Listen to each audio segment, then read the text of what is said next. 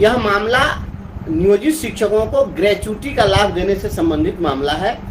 इस मामले में 25 अप्रैल 2019 को परिवर्तनकारी प्रारंभिक शिक्षक संघ ने याचिका दायर की थी और मांग की थी कि जो पेमेंट ऑफ ग्रेच्युटी एक्ट 1972 है उसे नियोजित शिक्षकों पर लागू किया जाए, जो अब तक लागू नहीं किया जा सका है। यह पेमेंट ऑफ ग्रेच्युटी एक्ट 1972 कहता है कि अगर कोई भी नियोक्ता, चाहे वह सरकारी हो या वह प्राइवेट हो, अगर कोई कंपनी है, फैक्ट्री है, फार्म हाउस है, होटल है, ऑयल फील्ड है, कोई भी संस्थान हो इस प्रकार का जिसमें 10 या 10 से अधिक कर्मचारी को बहाल किया गया है, तो वैसी स्थिति में नियोक्ता के लिए बाध्यकारी है कि वह अपने कर्मचारियों को ग्रेच्युटी का लाभ देगा। तो यह हमने दायर किया था 25 अप्रैल 2019 को। इस मामले की जब सुनवाई हुई तो 27 अगस्त 2019 को सुनवाई करते हुए तत्कालीन जो न्यायमूर्ति थे, आज नहीं है, आदरणीय न्यायमूर्ति अनिल कुमार उपाध्याय जी ने, वो काफी गंभीरता से उन्होंने लिया था और उन्होंने यह कहा कि जब शिक्षा विभाग पर आप लोग केस करेंगे तो ये कहेंगे कि नियोजित शिक्षक हमारे कर्मचारी नहीं हैं और ये पंचायती राज के कर्मचारी हैं, और पंचायती राज वाले से जब पूछिएगा कि ये किनके कर्मचारी हैं तो कहेंगे कि हम कुछ करते ही नहीं है, तो शिक्षा विभाग करता है। तो ऐसी स्थिति में हाईकोर्ट ने पंचायती राज विभाग को भी इसमें पार्टी बना दिया खुद से, और उसमें जो लिखा था कि learned counsel for the petitioner is permitted to implead principal secretary Panchayati Raj as party respondent number 4। The state is directed to file counter affidavit on behalf of the Principal Secretary Education as well as Principal Secretary Panchayati Raj. While filing counter affidavit, the respondents are required to consider the latest judgment of the Apex Court reported in 2019-6 SSC 103 put up on 23/9/2019। तो ये उस समय में उन्होंने पंचायती राज को party बनाया और party बनाने के साथ ही उन्होंने सुप्रीम कोर्ट के एक जजमेंट को कोट करते हुए यह कहा कि आप जवाबी हलफनामा दीजिए, और जवाबी हलफनामा शिक्षा विभाग भी देगा और पंचायती राज भी देगा।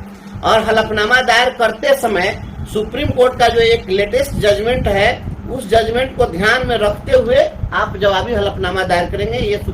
ये हाई कोर्ट ने कहा था, कोई जवाब इनके पास नहीं था। वह एक तरह से कहिए कि सुप्रीम कोर्ट का जो जजमेंट था उसको लागू करने का ही वो एक ऑर्डर हो गया, क्योंकि जब कहा कि जवाब आप दीजिएगा तो इस चीज को ध्यान में रखते हुए दीजिएगा कि सुप्रीम कोर्ट ने क्या कहा है। तो सुप्रीम कोर्ट ने जो जजमेंट दिया था, वह जिस जजमेंट की चर्चा की गई उसमें वह जजमेंट था नगर निगम के डेली वेजेज वर्कर से, कि नगर निगम के डेली वेजेज वर्कर चले गए थे कोर्ट में कि भाई हमको भी ग्रेच्युटी का लाभ दीजिए। तो ऑनरेबल सुप्रीम कोर्ट ने कहा कि नगर निगम के डेली वेजेज वर्कर को भी ग्रेच्युटी का लाभ आप दीजिए, और मिला। तो कोर्ट ने कहा कि जब आप डेली वेजेज वर्कर को, दैनिक वेतन भोगी को, नगर निगम के एम्प्लॉय को ग्रेच्युटी दीजिएगा और नियोजित शिक्षक को नहीं दीजिएगा, ये नहीं चलेगा। तो कहा कि इस फैसले को ध्यान में रखते हुए आप जवाबी हलफनामा दीजिएगा। सरकार कोई जवाब नहीं दे सकी। ये 2019 की बात है, 5 वर्ष बीत गए हैं, इतने दिनों में सरकार के पास कोई जवाब नहीं मिला। अब मामला फिर से जब खुला है, जब फिर कोर्ट ने इसकी सुनवाई शुरू की है, तो 15 अप्रैल को इसकी सुनवाई हुई है, और उस सुनवाई में कोर्ट ने क्या कहा है वो हम आपको बताते हैं। उसमें कहा है कि learned counsel for the state is directed to comply the order dated 27 August 2019 passed by coordinate bench of this court, that is to file counter affidavit in the present case on behalf of the Principal Secretary Education as well as Principal Secretary Panchayati Raj Department, Government of Bihar, Patna within a period of 3 weeks, keeping in view of the latest judgment of the Apex Court reported in 2019-6 SSC 103, and if the same is not complied, heavy penalties shall be imposed upon the respondent number 2 and 4। अब इसमें क्या है कि court ने कहा है कि आप जवाब नहीं दे रहे हैं। सुप्रीम कोर्ट के उस जजमेंट के लाइट में जो आपको 2019 में कहा गया था कि आप जवाब दीजिए, तो आप कोई जवाब नहीं दे पा रहे हैं। वैसी स्थिति में आप फिर से कहा जा रहा है कि जो हाई कोर्ट ने जो आपको आदेश दिया था कि सुप्रीम कोर्ट के उस जजमेंट को कंप्लाई कीजिए, तो उसको कंप्लाई करते हुए और आप जवाब दीजिए, और नहीं तो पंचायती राज के प्रधान सचिव शिक्षा विभाग के प्रधान सचिव, दोनों पर हेवी जुर्माना लगाया जाएगा। तो ये हेवी पेनाल्टी लगेगा। अब इसकी जब सुनवाई होगी तो इसके पहले इनको जाना पड़ेगा, तो ग्रेच्युटी लागू करके इनको कोर्ट में जाना पड़ेगा, और नहीं तो उस दिन इनकी फजीयत होनी तय है, और हो सकता है कि उस दिन पेनाल्टी इन पर लग जाए। ये कोर्ट काफी सख्त है इस मामले में, कह दिया कि heavy penalty shall be impose, तो भारी जुर्माना लगाने की बात की है। और अपने साथियों को हम बताना चाहते हैं कि जो the payment of gratuity act है, इस पेमेंट ऑफ ग्रेच्युटी एक्ट को आप लोग गूगल से आप लोग सर्च करिए और उसका पढ़िएगा। इसमें सेक्शन 4A इसका जरूर पढ़िएगा। ग्रेच्युटी की बात तो होगी ही, लेकिन ग्रेच्युटी के साथ साथ सेक्शन 4A को जब पढ़ेंगे तो इसमें लिखा है, जरा आपको मैं सुना देता हूँ कि कंपलसरी इंश्योरेंस, मतलब कि जब ग्रेच्युटी एक्ट लागू करेंगे तो ग्रेच्युटी एक्ट केवल ग्रेच्युटी की ही बात नहीं करता है, बल्कि यह अनिवार्य बीमा की ही बात करता है। जो GLI होता रहा है कर्मचारियों को पहले से, समूह जीवन बीमा, तो वह जीवन बीमा का भी लाभ देना पड़ेगा। इसी ग्रेच्युटी एक्ट में वह भी लिखा हुआ है।